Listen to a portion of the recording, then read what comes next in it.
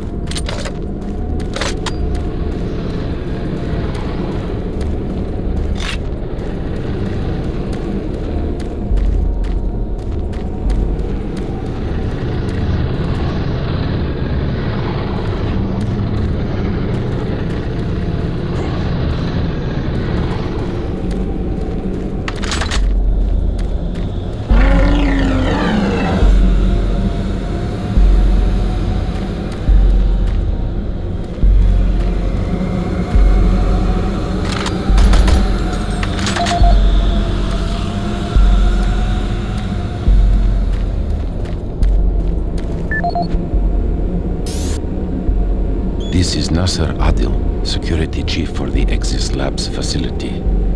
Log entry November 3, 2145. We are seeing an increasing level of random and unexplained violence by Exis staff. The first incident occurred on October 13th, 2145 at the Exis service tunnel. One of the construction workers, Bill Sanders, was offloading a shipment of steel supports when the procurement manager stopped him.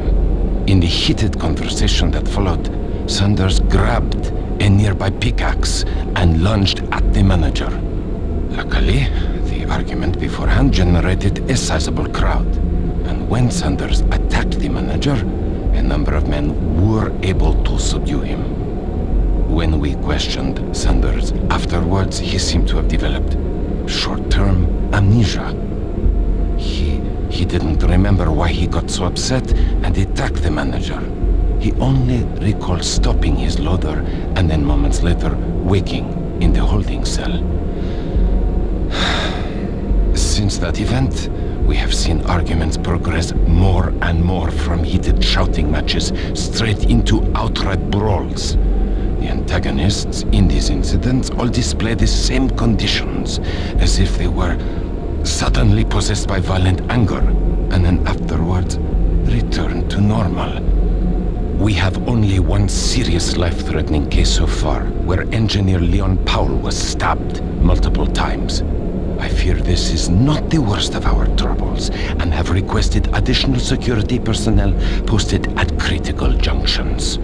To assist any immediate medical need, I have resupplied storage cabinet 965 with the accompanying code of 428. Sergeant Nasser Adil, out. Nasser Adil, personal log dated November 12th, 2145. I have just received word from Central Authority that the UAC representative, Councillor Elliot Swan, will be arriving in a few days from Earth. The report states he will be reviewing all sectors of Mars City, including Exis Labs. I'm not sure that's a good idea in light of the recent events we've had here. The violent assaults that seem to plague Exis Labs have caused the civilian staff to be pretty wary of one another. And now, to top it all off, missing weapons. The cabinets in the security checkpoints were fully stocked 2 days ago, and now half the weapons are gone. I don't know how this situation occurred, but my Marines swear no one has access to the cabinets except for them.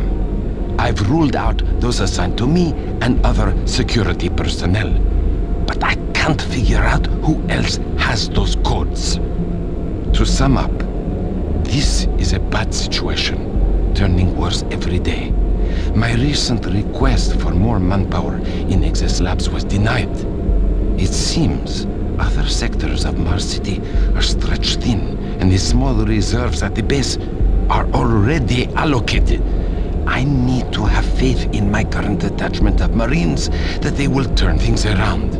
I'll talk to Central again and see if Councillor Swan can bypass Exis.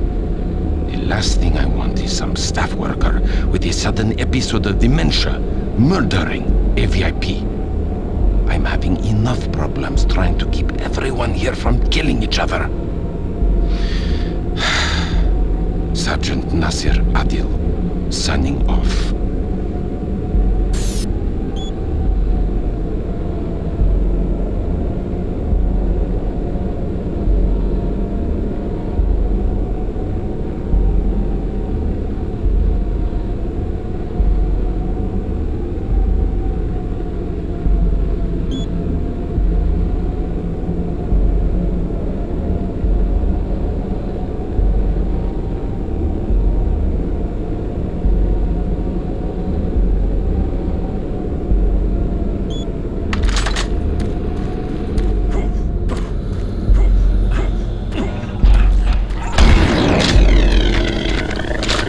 Axis Labs is changing the way the future is shaped.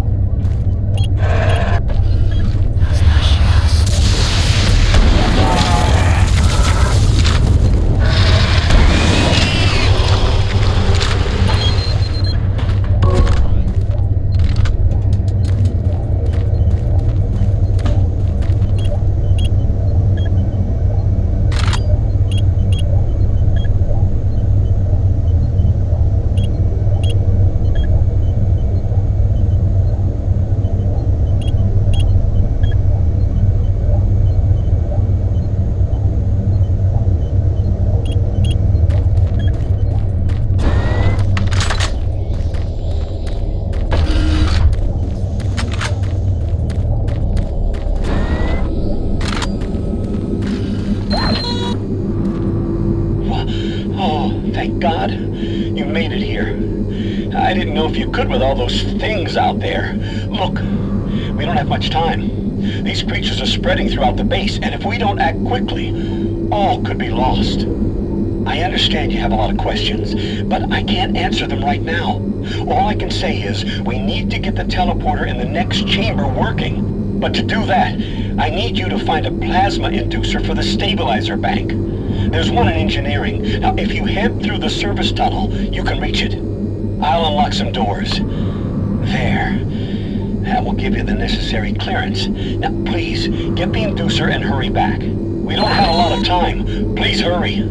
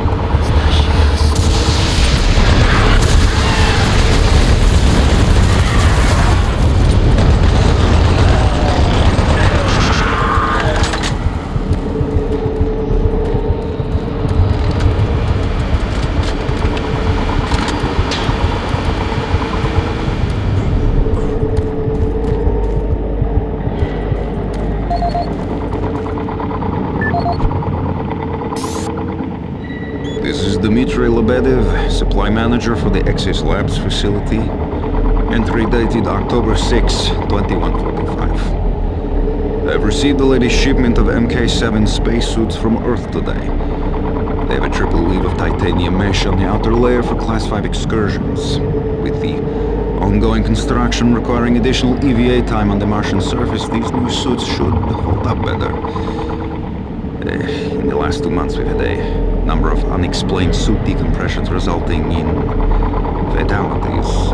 In the case of technician Mike Stanley, the decompression was so rapid the resulting implosion caused him to almost liquefy and fuse with the suit interior.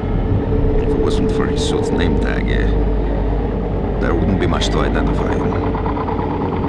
In each case, the penetrations and loss of pressure appear to occur from inside the suit rather than out.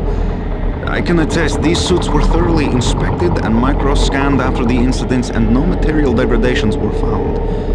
Per UAC EVA regulations, the suits before the accidents were properly stored and locked away to prevent any mishandling.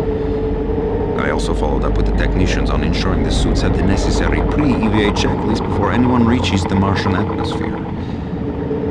I'm hoping the new suits will address the issue. Each suit lost this way just means more paperwork for me, so... Along with the new suit shipment, we received additional medical supplies. I've placed the extra packs in the storage cabinet 071 with the access code of 532.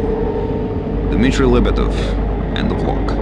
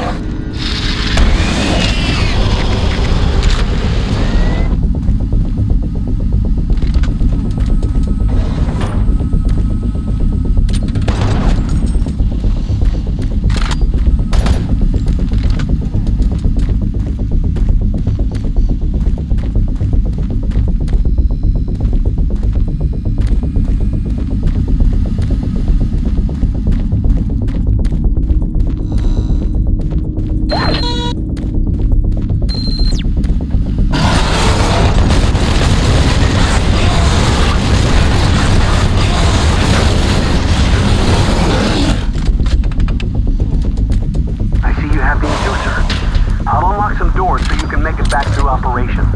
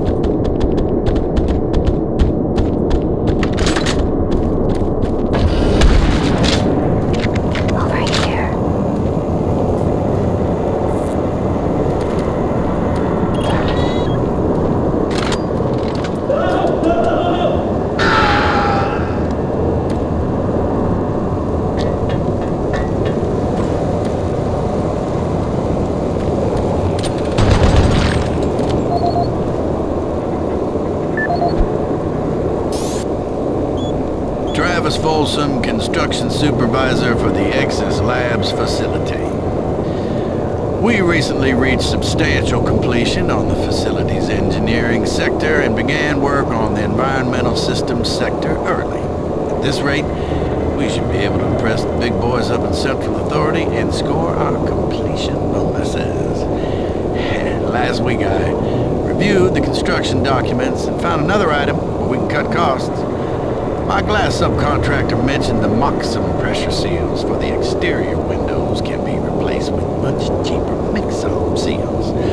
I submitted the alternative material selection to the base architect for review.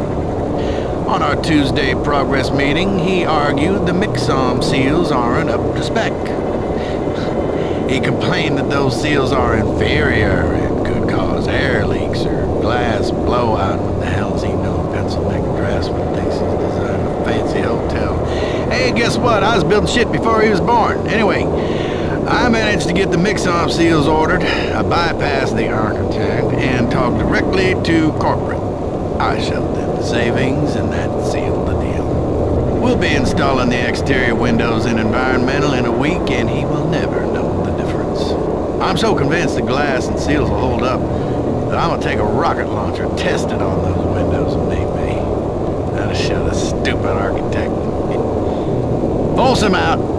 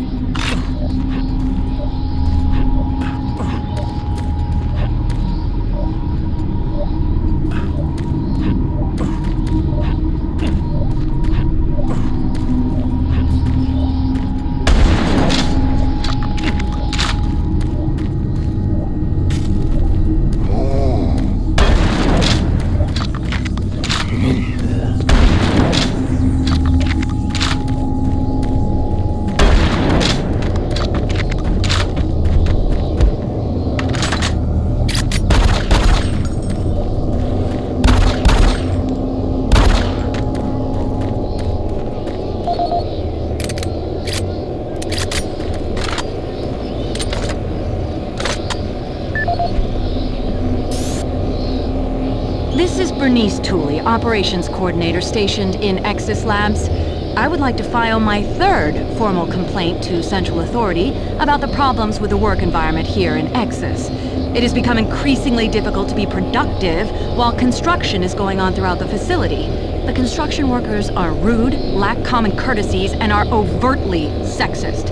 They use our office space as an unauthorized shortcut and track dirt and debris as a result. In addition to their mess, they insist on drilling and hammering during our core staff hours. Some of them have repeatedly made inappropriate comments that clearly fall under sexual harassment.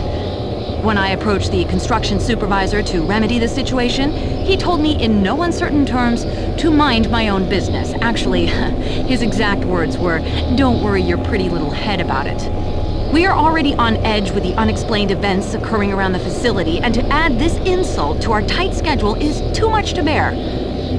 If I cannot persuade Central Authority to take this complaint seriously, I'd like to remind them of Section 20, Paragraph 9 of UAC's Facility Regulations Code. It clearly states our employee rights, and we do not need this nonsense. I suggest you reprimand the individuals responsible and take adequate measures to ensure it doesn't happen again. Do not make me log additional complaints. Bernice Tooley, signing off.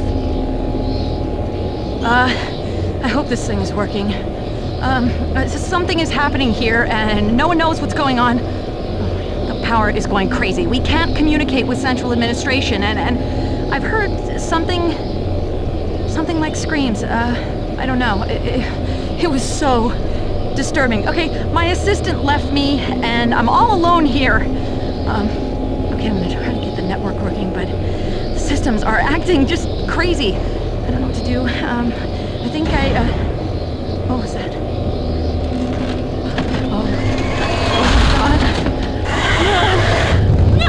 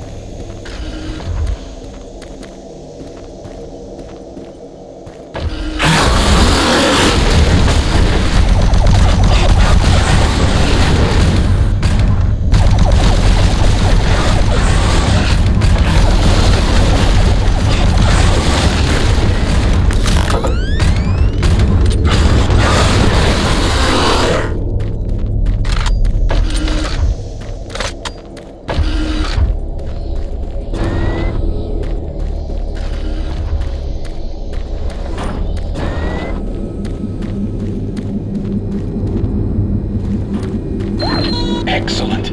You're back. The inducer is working perfectly, and the teleporter is ready for transport. Here's the situation. There's a teleporter outpost in the other dimension, and it's still operational. It's very powerful, and it has a range that could lead those demons all the way to Earth. I would disable it myself, but it requires 2 people to do it. One person at the outpost to initiate the teleporter, and another person here to transmit a power surge to destroy it. I know it's a lot to ask, but you'll need to go to the other dimension, find the remote outpost, and initiate the startup sequence. Your only hope of defeating this evil. I've got the teleporter ready to go. All you need to do is go into the chamber and initiate the sequence. I'll handle the rest from here. But before you go, I want to give you my personal account of what happened here. It explains everything. The advanced teleporter, how the madness started, everything. It's over there on the console. Please take it. The world needs to know the truth. And good luck.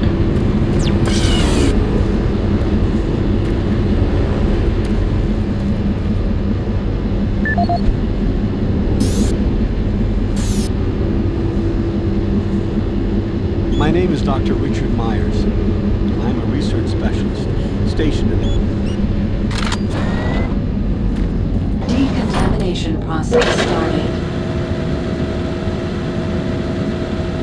Decontamination complete.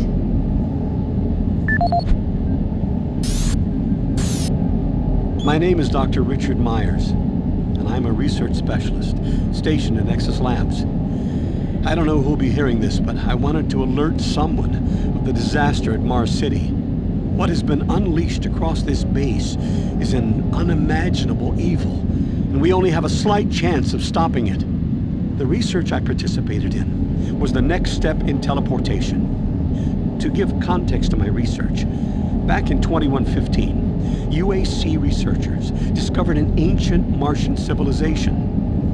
At the Urbis dig site, they found a Martian teleportation device. It was non-functional, and all attempts to start it proved fruitless.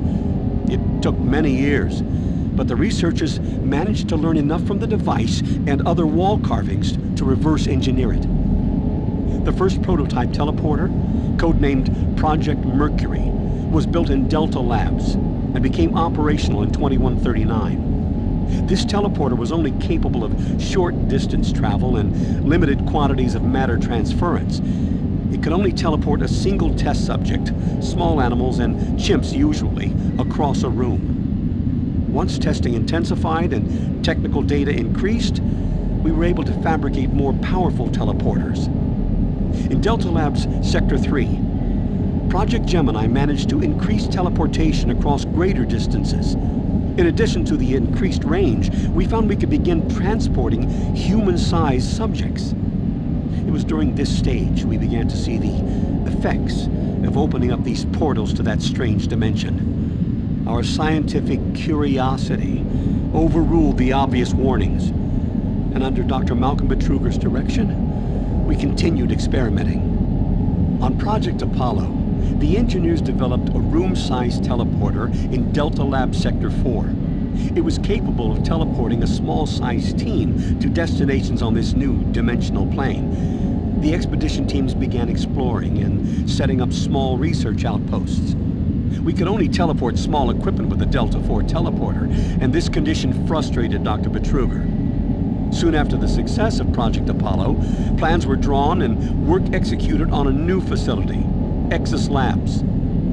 At Exus Labs, the goal was to create a large teleporter, similar in scale to the one at Urbis. It would be powerful enough to transport large equipment, even dropships, and eventually shorten interstellar travel. Betruger was so impatient on seeing results from this research, he had the engineers start work on the teleporter once the facility reached 75% completion. We had expedition teams set up a teleporter outpost in the other dimension to link up with Exus. It was at this time I began investigating the strange stories I heard over at Delta Labs. I managed to hack undetected into Betruger's personal logs. What I found scared me to the core. Betruger became obsessed with the findings of this new dimension He started to push experiments regardless of the human cost. His log entries into the occult and how to harness evil powers were truly frightening. The more recent logs detailed how demons, yes, demons, contacted him through his dreams, offering him unimaginable powers. But they demanded he find a way to help them reclaim Earth. It was then I realized that this other dimension was hell itself. By the time I realized his plan, Betruger had started the invasion. Since the Exus teleporter hadn't reached sufficient functionality, I assumed Betruger decided to launch the demon invasion on Mars without it. However, the Hell Outpost teleporter is operationally ready, and it's only a matter of time before Betruger decides to use it. I'm going to try to reach Chief Engineer Rhodes in the Enpro facility to divert enough power to Exus, and with a little luck, create a big enough power surge to destroy it from here. I can only pray God will forgive me for my part in all this, and help me make things right. Lord, save my soul. Richard Myers, signing off.